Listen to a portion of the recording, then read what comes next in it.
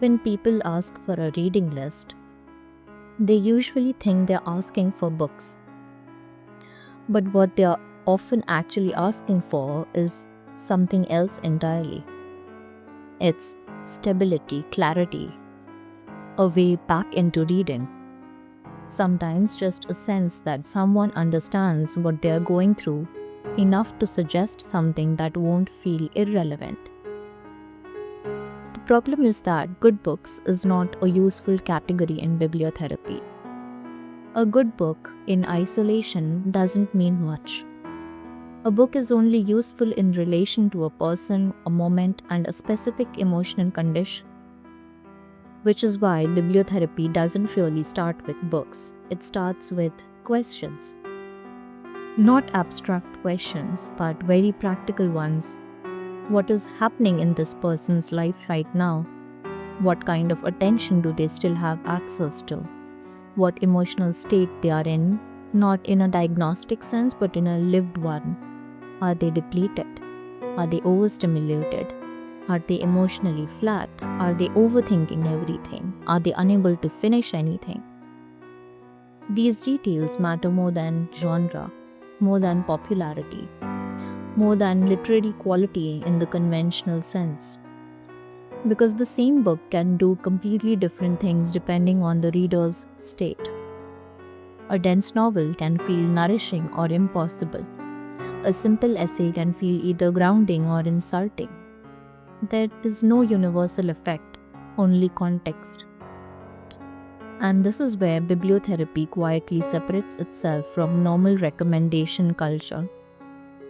Recommendation culture assumes stability, that readers are consistent enough that books can be ranked and assigned like fixed objects.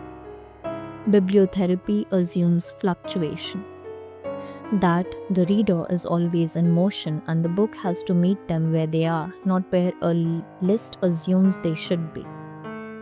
So when I build a reading list, I'm not asking what is a good book. I'm asking something closer to what kind of thinking this person capable of right now without friction.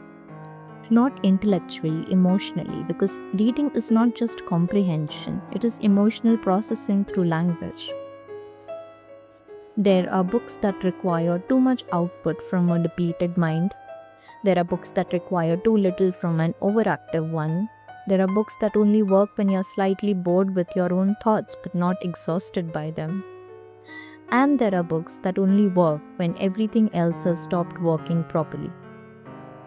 Part of bibliotherapy is learning to see those differences clearly, without romanticizing them, without turning them into personality traits.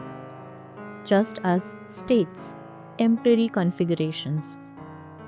One of the most common mistakes people make when they stop reading is assuming they have lost the ability to read.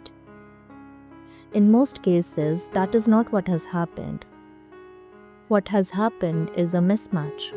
The wrong kind of book and the wrong kind of time, enough times that the association becomes unpleasant. So the reading stops. Not because reading is gone, but because friction has accumulated. A bibliotherapist is, in some sense, just trying to remove that friction again. Not by pushing more reading, but by adjusting the entry point. Sometimes that means very slow fiction with minimal emotional demand.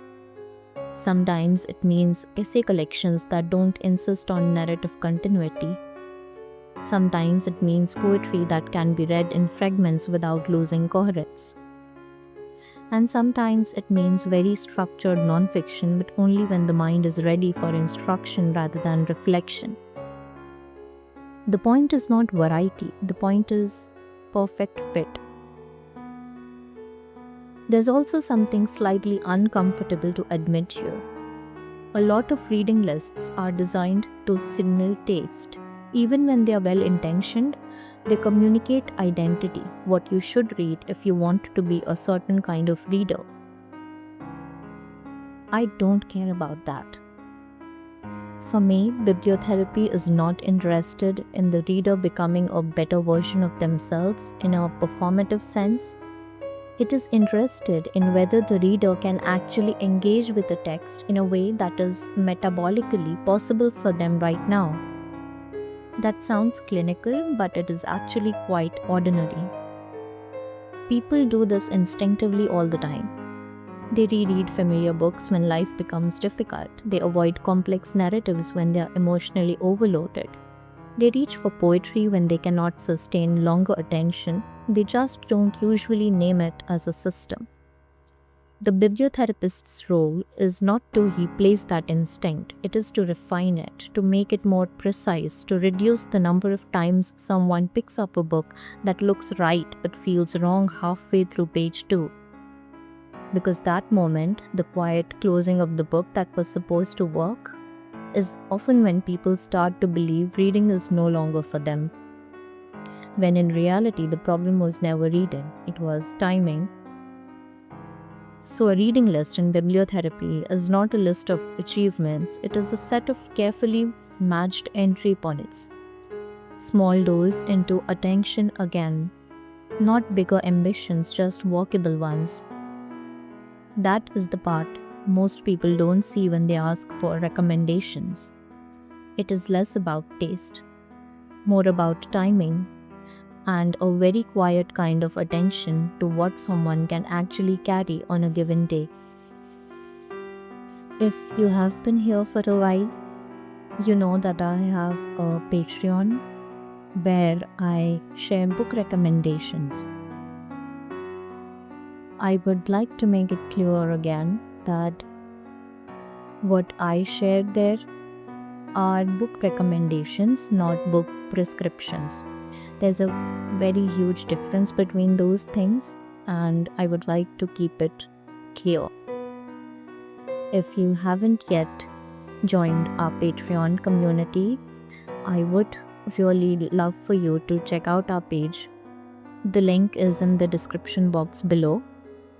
And also, I have been thinking of bringing personalized book prescriptions on my Patreon page. If you would be interested, do let me know in the comment section below.